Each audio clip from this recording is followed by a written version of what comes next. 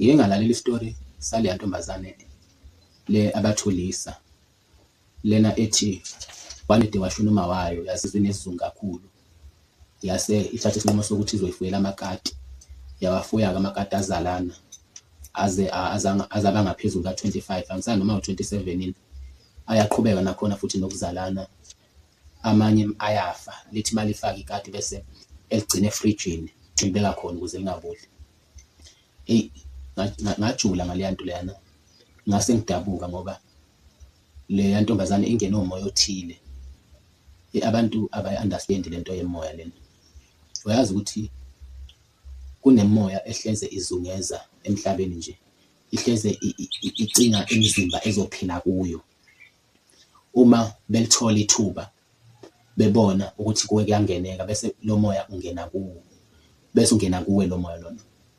Kunabantu othola ukuthi bagcina sebengama-Satanist, uthola ukuthi abazi ukuthi kwenzeke kanjani, kanti bangena umoya nje bengazelele, bangena umoya owawuhamba uzulazula udinga umzimba ozophila kuwo.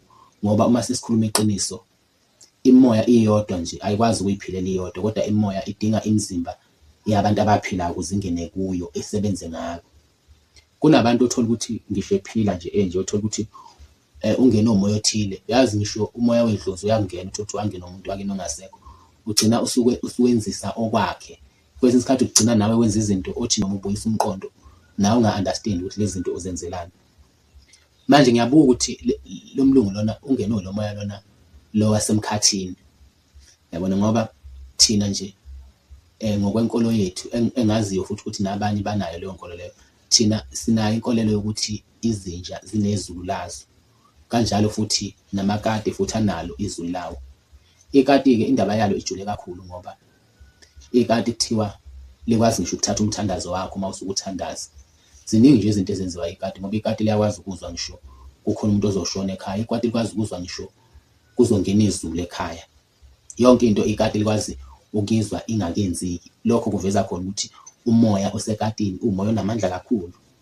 Manje ngiyacabanga ukuthi kazi lengane lena, le ntombazane lena, uma ngase kuthiwa iyashona kuzokwenzakalani ngomoya wayo, ngoba njengoba izungezwe umoya wamakati nje kanje, ingenwe lo moya wamakati, kusobala ngempela ukuthi njengamanje isilawulwa iloyo moya loyo. Angazi leya nto leyana noma mhlampe idinga ukukhulekelwa noma kudinga kanjani, kodwa nje leya nto ijulile, ithinta indaba yemoya.